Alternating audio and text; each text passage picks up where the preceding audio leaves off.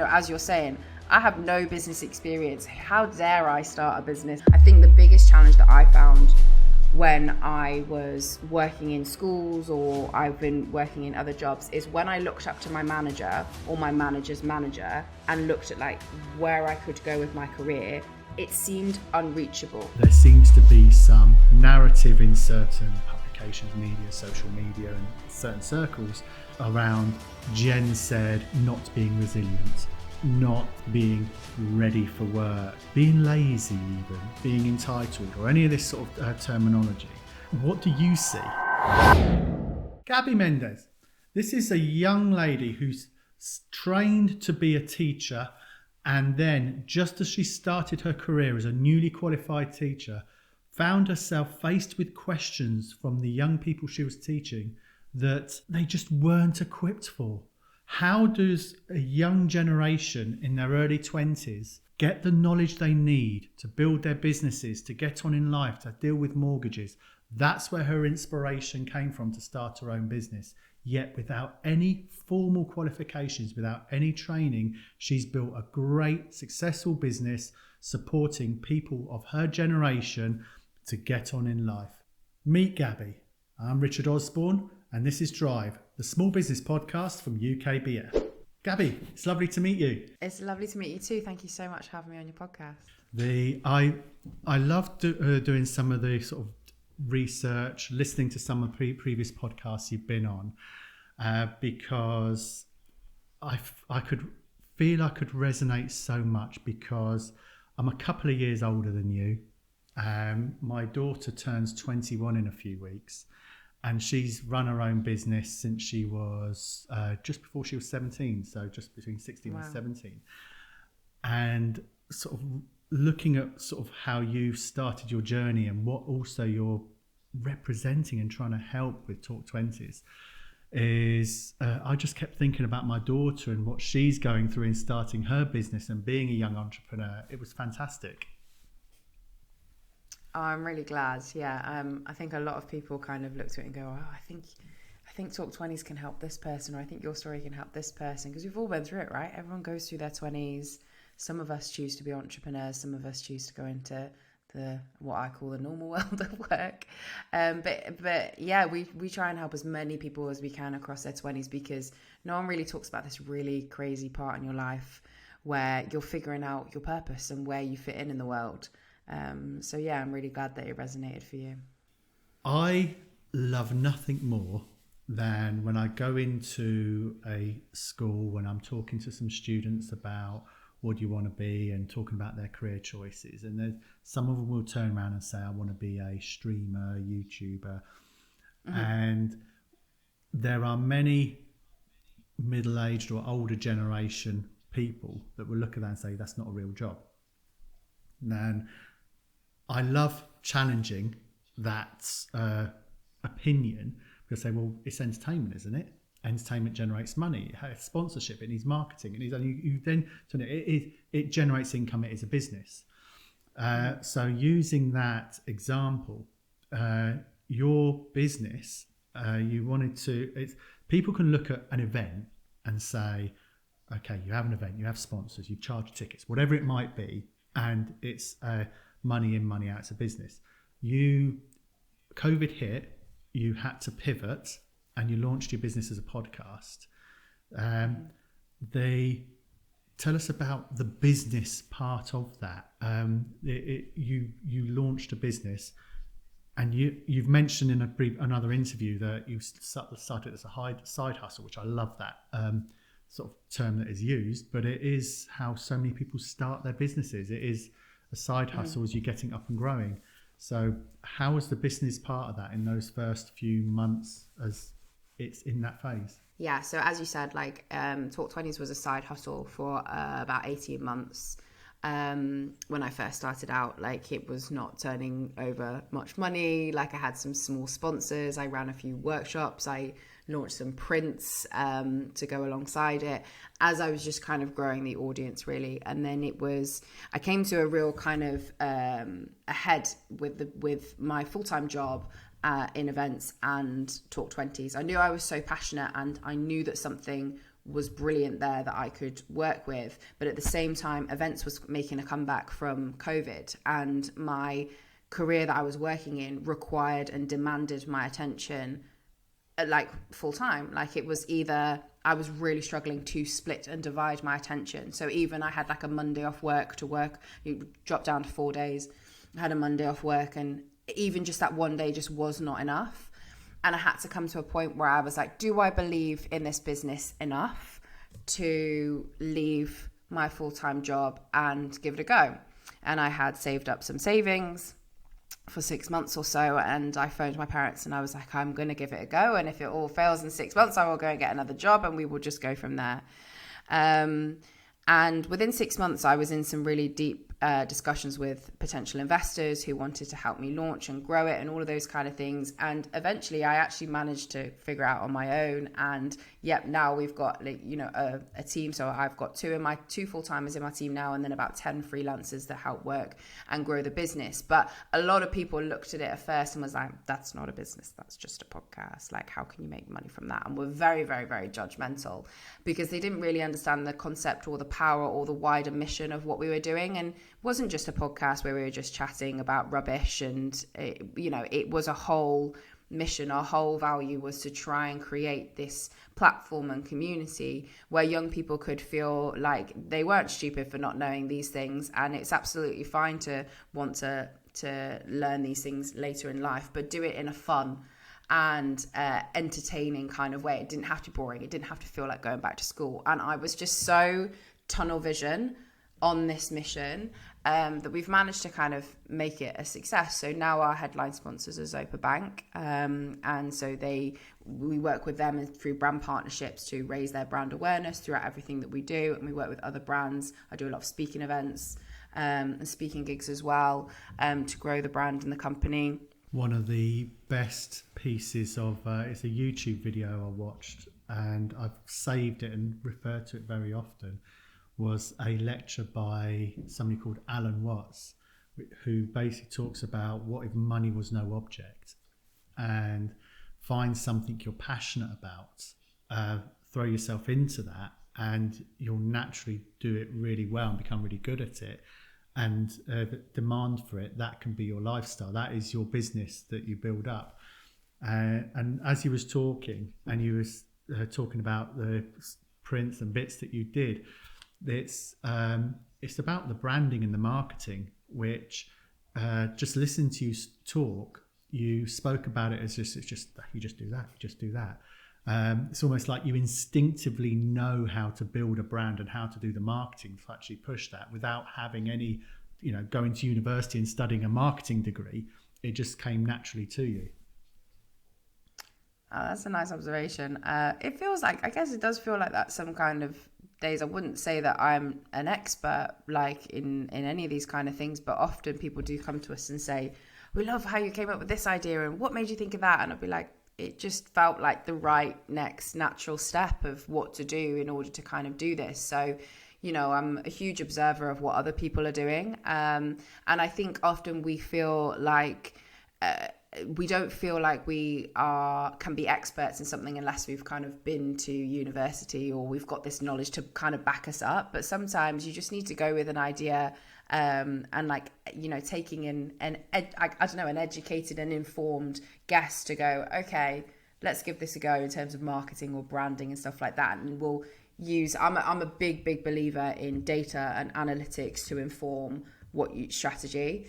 So whilst it might seem like we have loads of fun side of things, a lot of what we're doing is kind of really deep diving into, okay, why did that piece of content really work? Why was that episode so valuable to young people? We've had so many people come in and say that they've loved this episode. Why do we think that is? And then we just use that to continuously inform what we do. And I think if you take that kind of fact-based approach to it, you can't really go wrong, because you're listening to exactly what your audience wants, and then they're helping steer you and navigate you. So we're launching 20s Fest in autumn of 2023, and we are being really open with how we are launching and growing that company through vlogs and through openly talking about how we're growing the company. We're asking them things from like, who would you like to see at the event? What do you think of different branding and different concepts and stuff? And which venue do you like the most?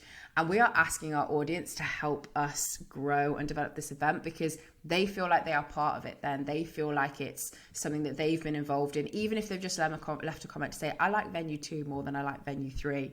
They feel like they've had some kind of say in helping pull this event together. And so it really does end up with that kind of collaborative community feel of what it is we're trying to grow. You just mentioned there a moment ago that you have a lot of analytical data and you really look through the choose a business term, KPIs, stats to make your decisions. How did you learn to do that?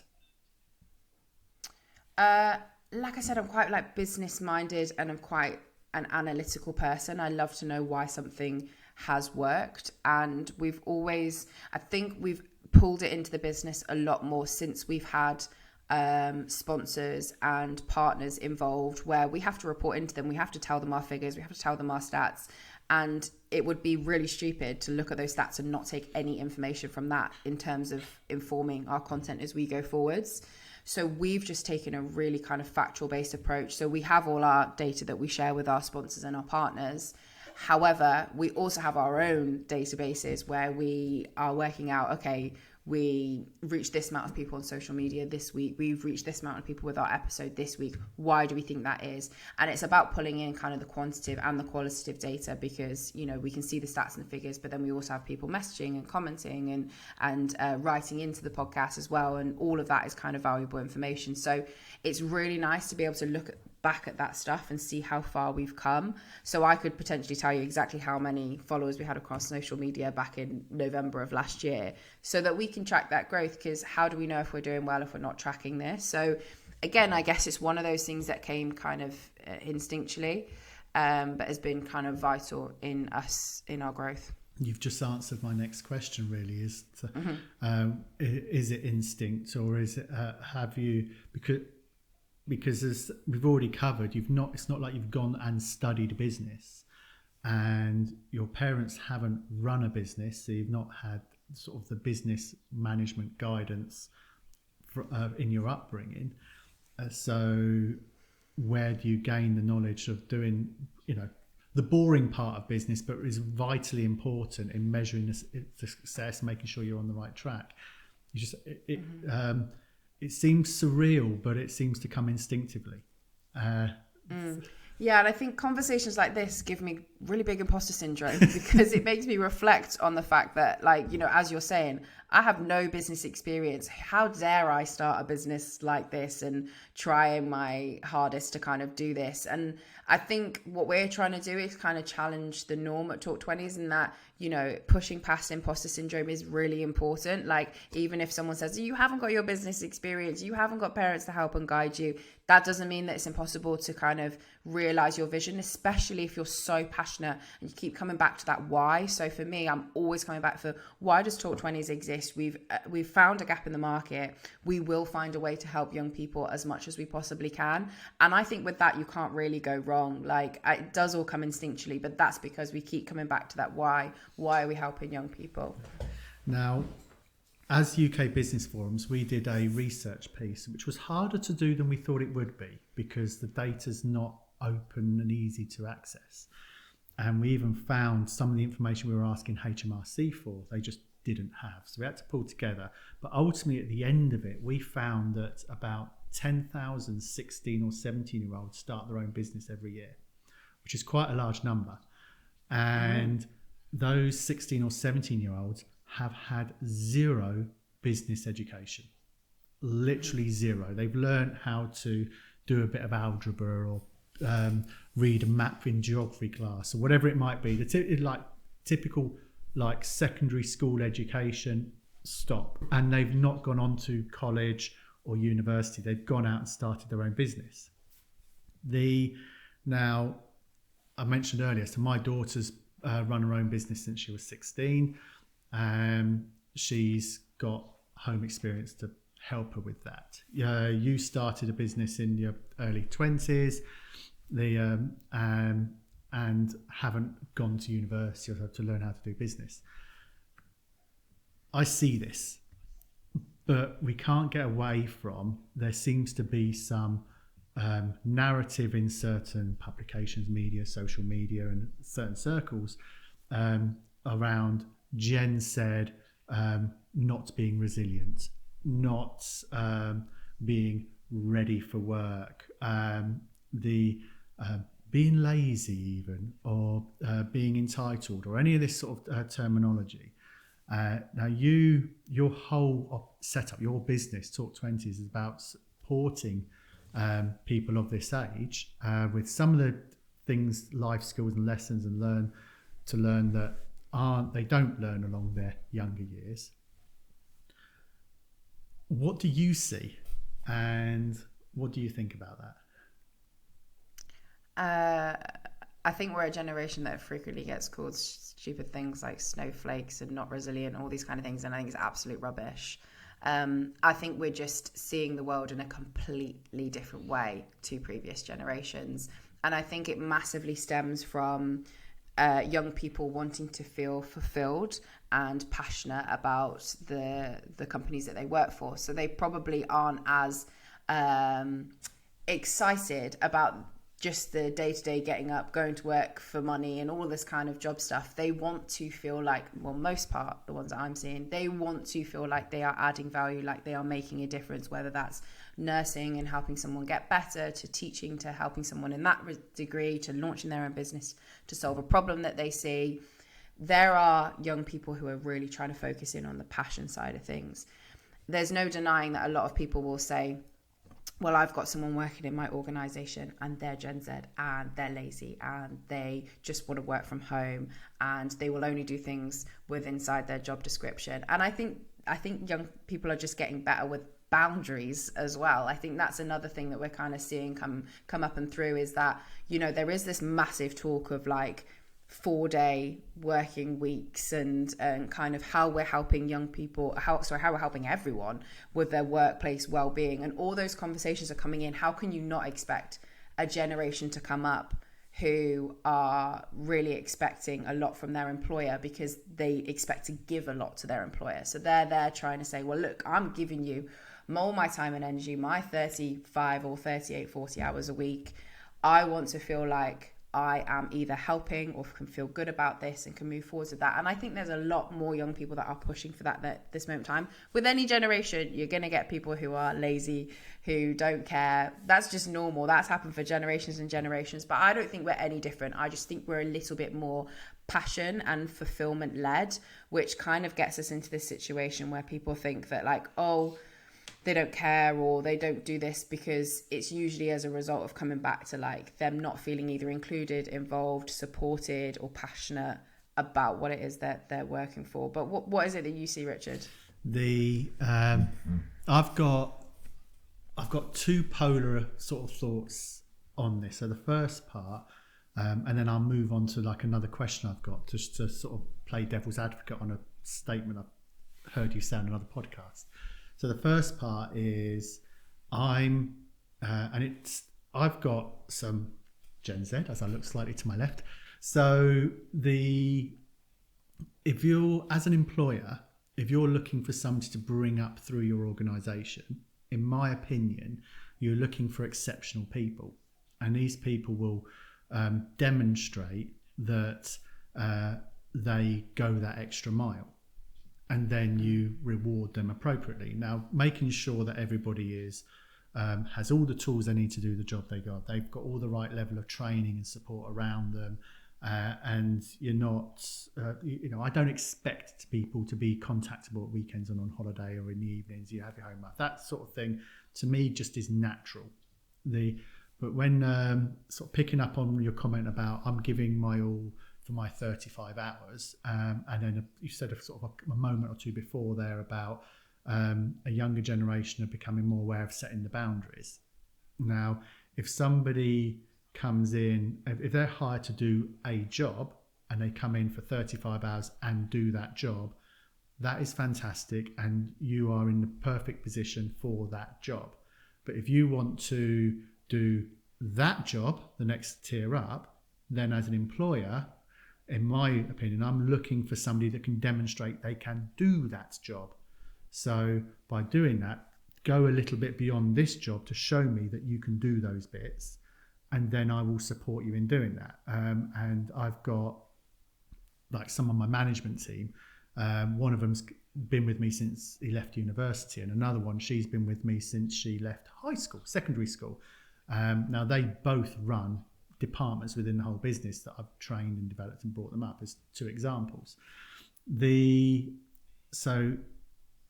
my opinion, if you want to career development, then you need to go a bit beyond. But if you're happy in a particular pigeonhole or in a particular role, that's absolutely fine as well. There's no actual right or wrong. It just depends what the person wants in their career. I think that's true if you have the right employer, though, because sometimes you can go, like, sounds like you are that right employer where you can go above and beyond and you will be rewarded. But I think what a lot of young people are realizing, that if they do go above and beyond, it is expected and as them, and they're not actually getting any kind of recognition for going that above and beyond. So there are false promises that are made. If you do this, this and this, will promote you by this date and stuff like that. You've got to feel motivated by your employer to think that, like, if I do put in this extra bit of effort, that is eating into my evenings, that is taking me out of my free time, my own time, like that it is going to be for the benefit in the long run. And I think it's just kind of having that real transparency, because you can't do it like and just do it. It's, you know, I've got friends who have gone above and beyond for years and years and years and end up leaving a job feeling really like jaded, because they're like, my employer did not acknowledge once that I went above and beyond my job description and I was promoted, or I was given this, or I was doing that. So in an ideal world, I really do think that is what happens. But in reality, quite often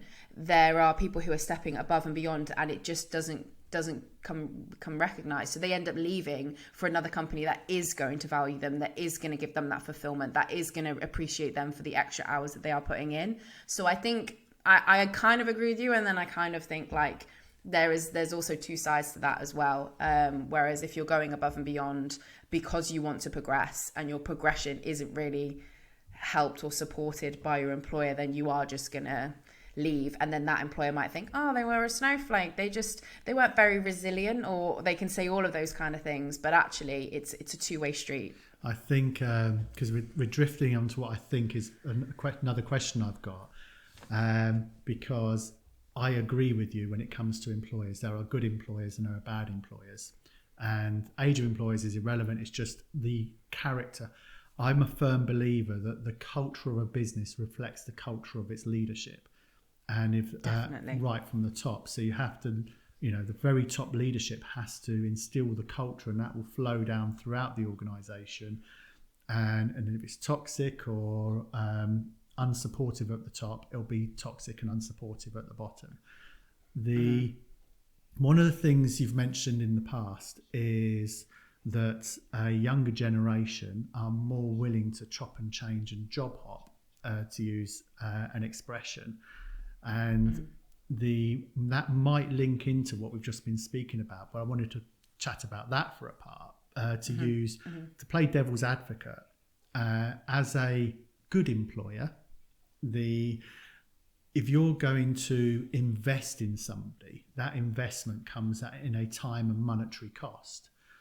Whether it's paying for certain training courses, whether that's investment in time in training somebody up, and if that person is likely to hop across and change job frequently, then that investment is lost.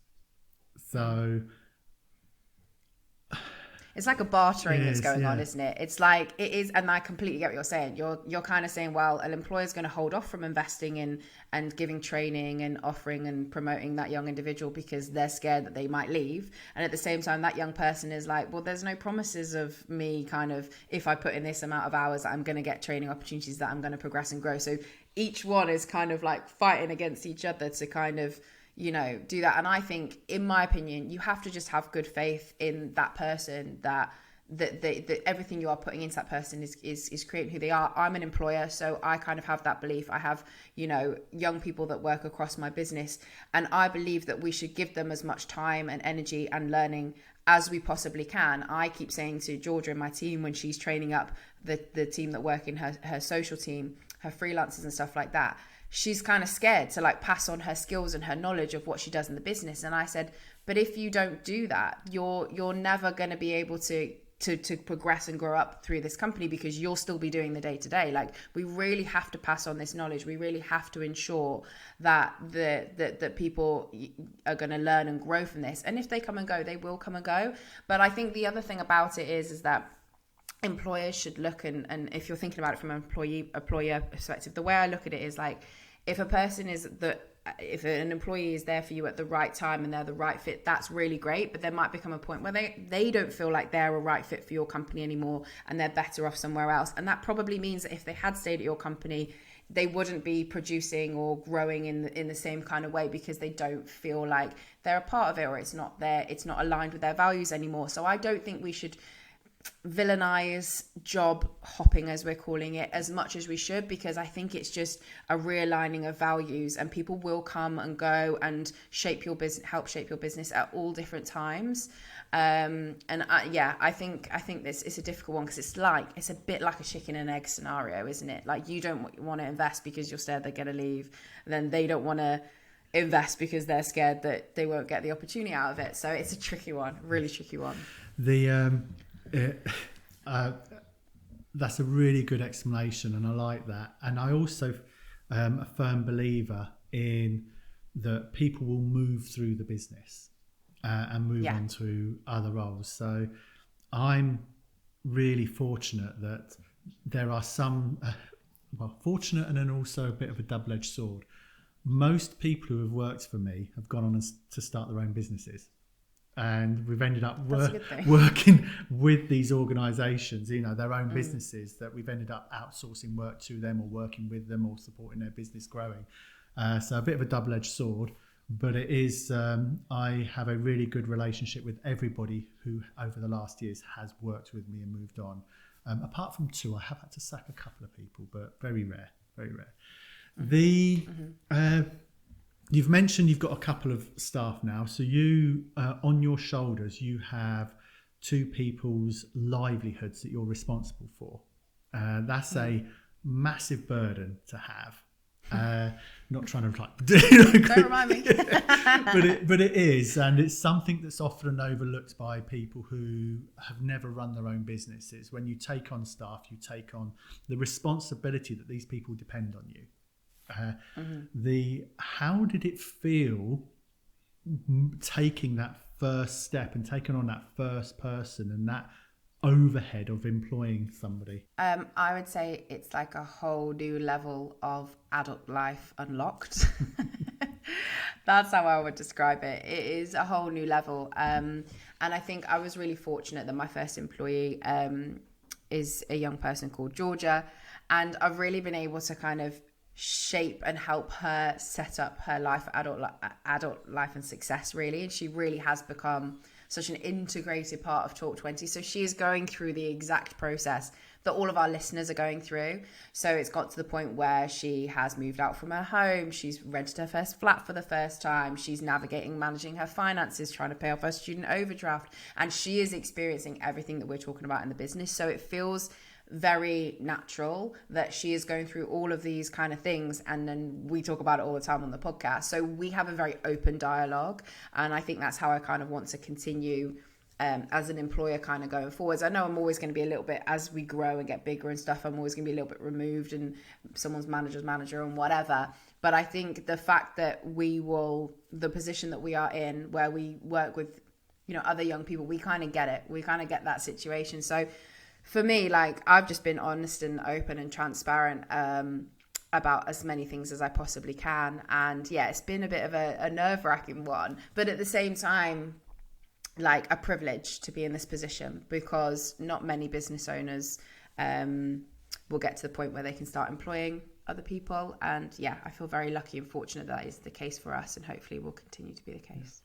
And a little while ago, you mentioned, as you were sort of sort of getting your business up and running, you was in quite sort of progressed conversations with potential investors, but then you opted not to, and you was able to fund it yourself.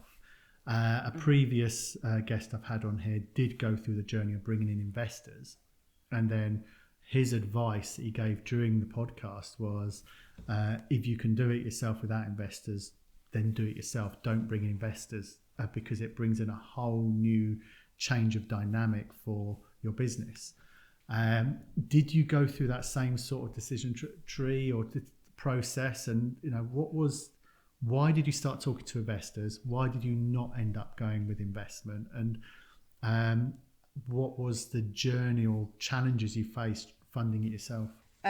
Probably very similar to the previous person you had on the podcast, in that I found it extremely challenging to be in that situation where things were changing. And also, like, I think when you have a vision for the event and you're speaking to a very specific demographic that you know in and out, when someone is really trying to push you in a direction that you just categorically know just won't work, and even though if it's like instinctual, we probably have the data to back it up somewhere, it's really hard to have those conversations if ultimately you have been written out of the ultimate decision-making process, because things change a lot. I wouldn't say that the process that I went through was a bad one. I was in talks with investors for 8 months about the whole process of what it would be like. We were basically working together for a long period without any kind of formal contract being signed.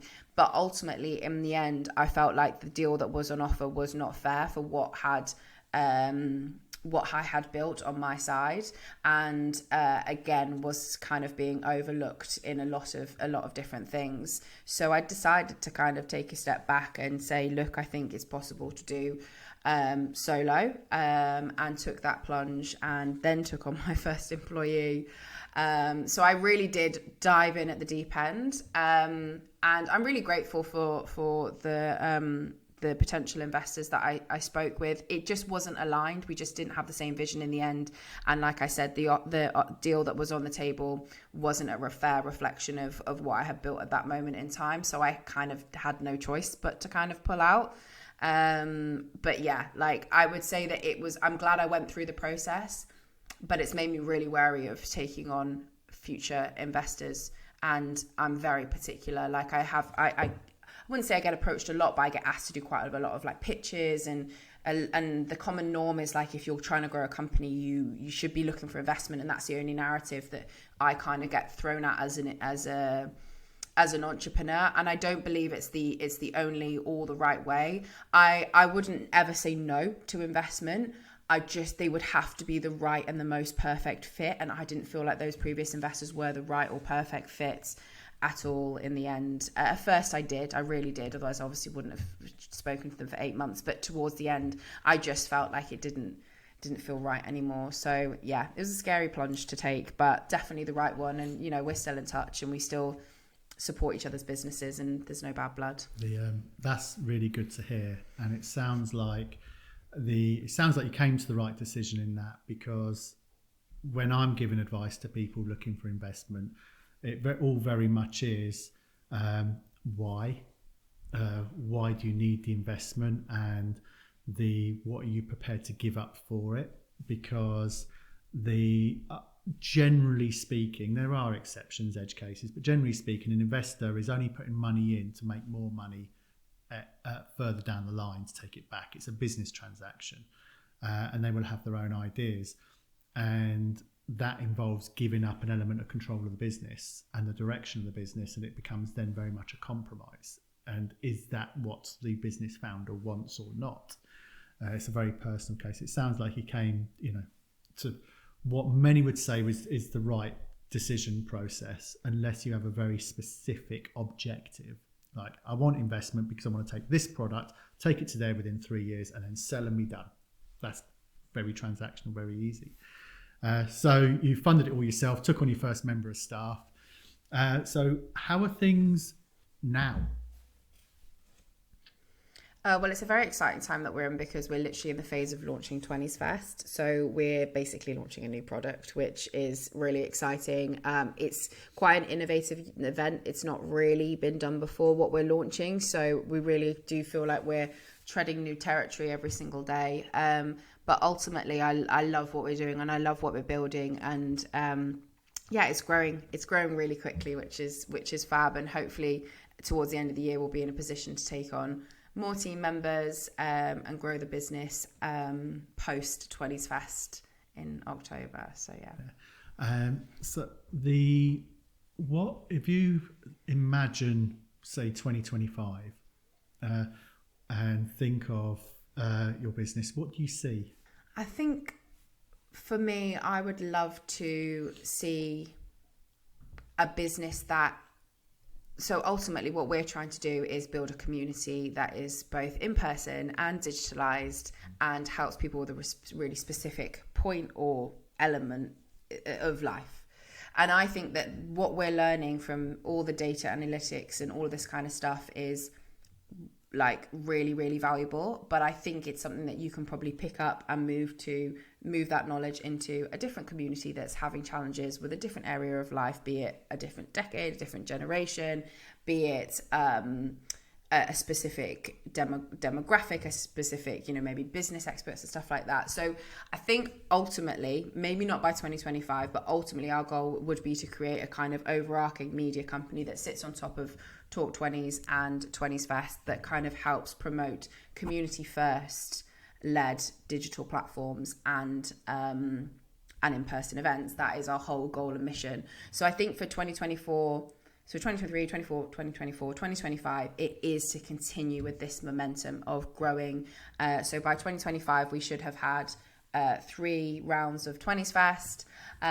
We should have grown the podcast exponentially. And I think we'll hopefully be in a place to help launch more communities with the knowledge that we've built from what we've done this time round. We are ever changing with the social media platforms that we're growing and developing and adapting our content to fit in with the current trends that are going on. So I believe that kind of knowledge is adaptable for not just what we're building with Talk 20s, although it's super valuable in our mission.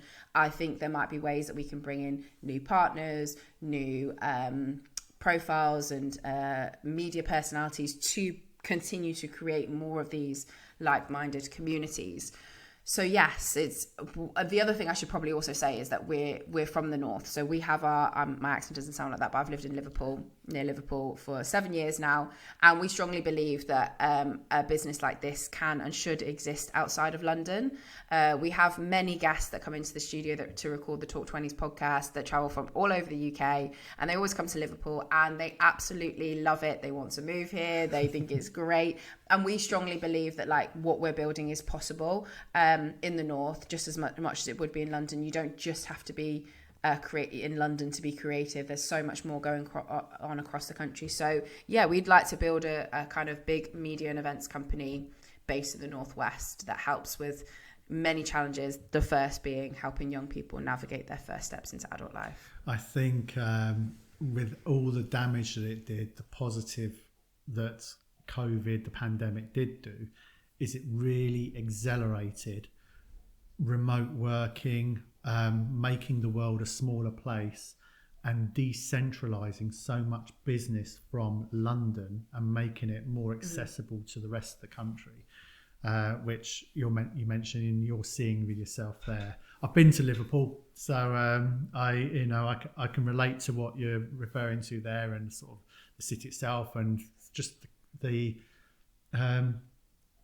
the atmosphere within there as well. So haven't been there for a few years. I'll have to pop up post-pandemic and see. Yeah, it's a great place. With running your own business does have highs and lows. You mentioned imposter syndrome when things are going exceptionally well, and sort of your the individual yourself would be worthy of a pat on the back, and then you sort of start to doubt yourself, and that happens for everybody. No matter who they are, and then you have moments where the things are just not going the way you want them to do, or things are not going well, and then you're starting to question yourself again whether you're worthy of doing it because you can't do it, and those sort of parts. And at those low points, What motivates you to pick yourself up and just keep fighting on? I think it's really hard. I think especially this generation, we live in like a world where we feel like constantly validated through social media, through likes, comments, reshares, all of those kind of things. So I think it would be wrong for me to suggest that it's not those things that definitely help pick me up, but because they do, like they really do. When someone sends in a message to say this podcast episode really helped me, it's a reminder of what you're doing and the reason why you're doing it. So I have a little screenshot folder in my pitch camera roll that says, it's called the hype files, and every time someone says something good about the podcast, no matter what mood I'm in, I will screenshot it and I will put it in the folder of the hype files. And if I am having a rubbish day where I'm like, why on earth did I decide to quit my job and launch a business and hire people and do all of these really stressful things, I go into the hype files and it's just a constant reminder of why I did this, like why I launched it, who it's helping, who are the people that are coming back to us and saying that it really helped them. And that's a really nice grounding tool for kind of making me feel like it's okay. Like it's, and I've seen people do this with their emails as well. So if you get a really nice email, thank you. You can do it in work. You can do it in any kind of business you run. A really nice positive email, put it in a folder so that when you're feeling a bit down, you can go in there and be like, no, I realize why I'm doing this now. So that really helps pick me up. And sometimes you just need space between you and your business. Sometimes I'm in the business so much that I feel like I'm coming up against a brick wall. I've got a problem I'm trying to solve and it just doesn't seem to be getting solved. And I keep bashing up against this brick wall. Sometimes separation is the best thing. Taking a day, making sure you get your holidays, making sure you get your rest times, taking a step away, because sometimes the best ideas I've had to face a certain challenge in my business have been on a run or on a train or on something that isn't me sat at my laptop and doing my work. So yeah. And sticking to the name of the podcast, what is it that you're driving towards, your personal ambition? My personal ambition is for myself is to create a business that can support me and the rest of the young people that end up working for me to feel passionate and to love and feel fulfilled by their jobs. And if I'm not doing that, then I would be really upset. But then obviously the extension of that is to create a business that young people feel inspired by, supported by, and connected to. And that will be the same as we grow to reach other communities as well, through the media and events company we're hoping to launch. And has that changed from when you first started it? And do you think that'll change over the coming years? It has absolutely changed from when I first started. My expectations were low when I first started out. I hoped to kind of just put her on a really small event and just be like, oh yeah, I've just done it once. And maybe like 10 episodes of a podcast. I didn't expect to be where I was today. So absolutely, things have changed because I think I've started to reaffirm what is possible for someone. Because I think all that imposter syndrome came in at the beginning. I was like, I can't possibly run a business. I can't possibly have employees. And I think, I've been telling myself, no, you absolutely can. I've been showing myself, no, you absolutely can.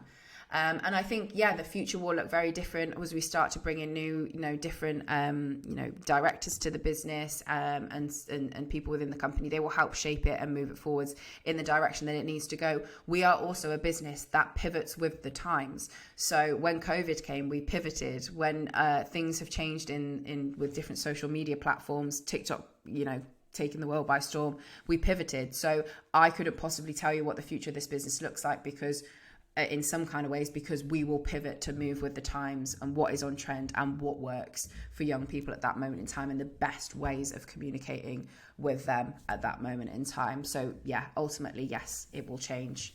Okay, thank 100%. you. And what was, looking back over the last few years for yourself, what would be the biggest piece of advice you'll give to a younger generation person thinking of starting their own business? I think it's to just start. Like it's one of the most basic, simplest pieces of advice. But I see a lot of young people feeling like they have to take on so much knowledge before they can even get started. And actually you learn so much through doing and through getting started. So it's important to equip yourself with the knowledge from wherever you're getting it from parents, from podcasts, from school, from us.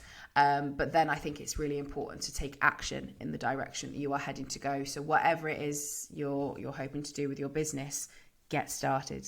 Get out there, start selling, create a website, start connecting with the people that you're trying to help through your business. And ultimately keep believing in yourself, because it is possible, because I didn't believe in myself enough when I was younger. But listening to you and talking to you today, so much comes instinctively to you. So you've done really well. Thank you very much for sharing. You, it's been fantastic talking to you, Gaby. Thank you for listening to this episode of Drive. I hope you found it insightful and useful. But before I go, have a look at the app you're listening to this podcast on. See that follow button? Give it a press, and you'll be notified of all future episodes as they come out. It also helps us understand where most of our followers are and where to really be pushing this podcast to.